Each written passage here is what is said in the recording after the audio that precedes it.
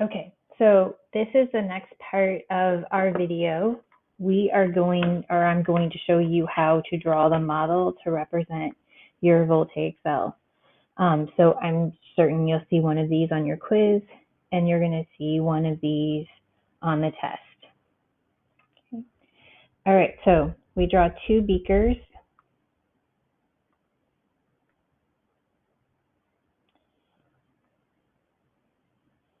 Okay, one's going to be your oxidation half reaction, one is going to be your redox half reaction. Now, the one on your left is always going to be the anode, and the one on your right is always going to be your cathode. And if we went back and look at the table at the top of the page, we would see that the anode has oxidation occurring, and the cathode is going to have reduction occurring. Okay. All right, so in a little bit, I'll give you a little mnemonic device to help you remember which one is the anode and which one's the cathode.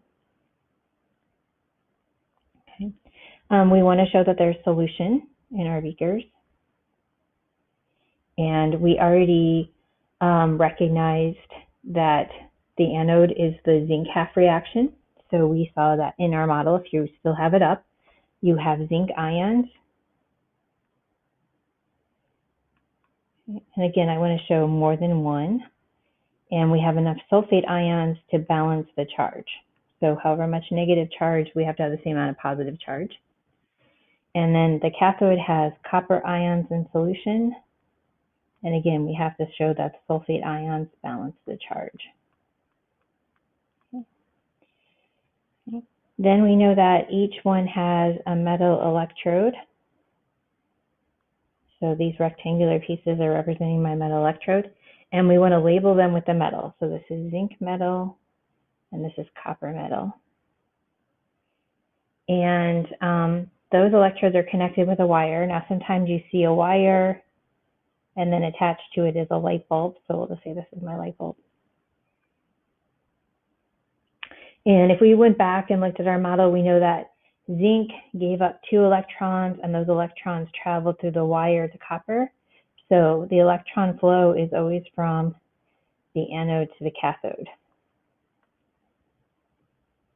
And then the last piece is that there has to be, now in our model, this is a semi-permeable membrane, but here it's going to be, we're going to draw salt bridges. So that's my salt bridge. Salt bridge always has a spectator ion, so it's not going to form a precipitate. So good spectator ions usually come from group 1. So I'm going to put some potassium ions in here. And then another one, good one that's negative, is the chloride ion.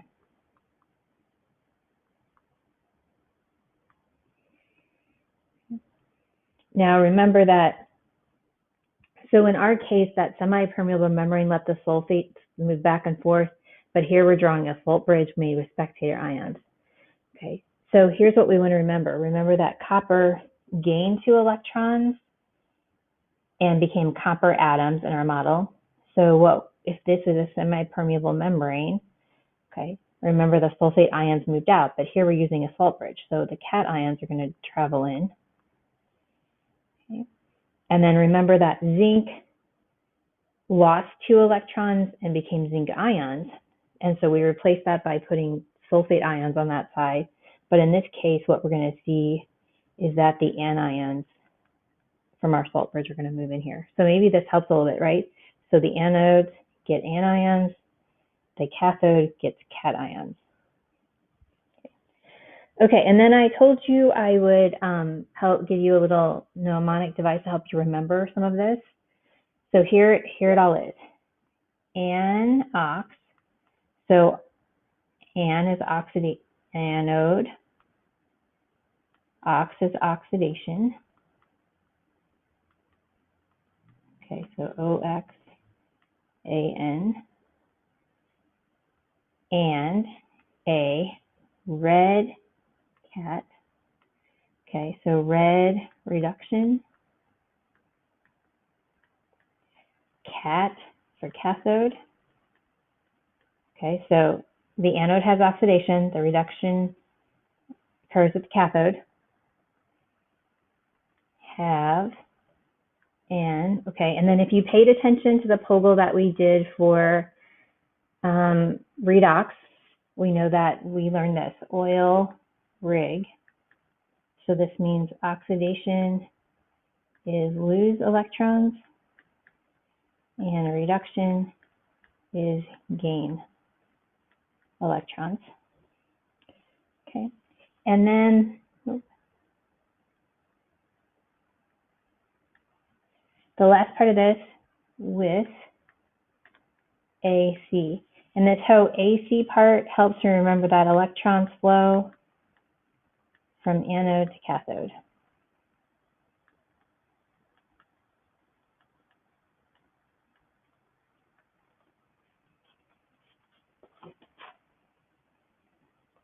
Okay.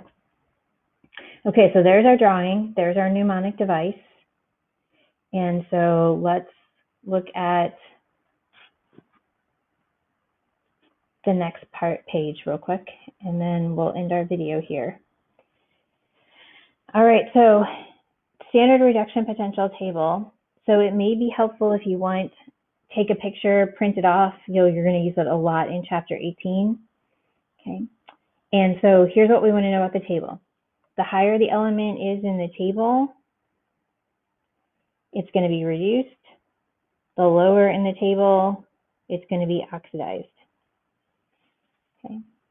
So using the activity series, explain why zinc is found at the anode instead of copper.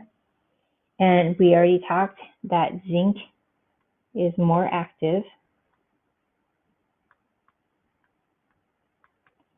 So in the activity series, it's higher in the activity series.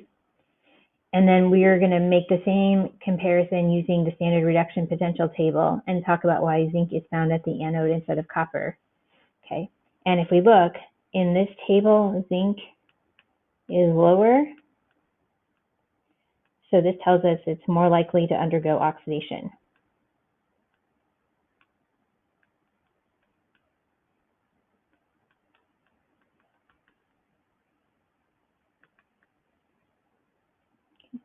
And we know oxidation means that it's going to lose electrons.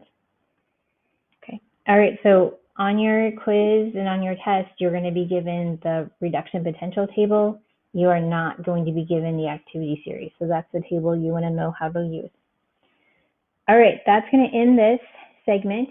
And then I'll make our next video where we're going to look at how to add half reactions and determining the cell potential.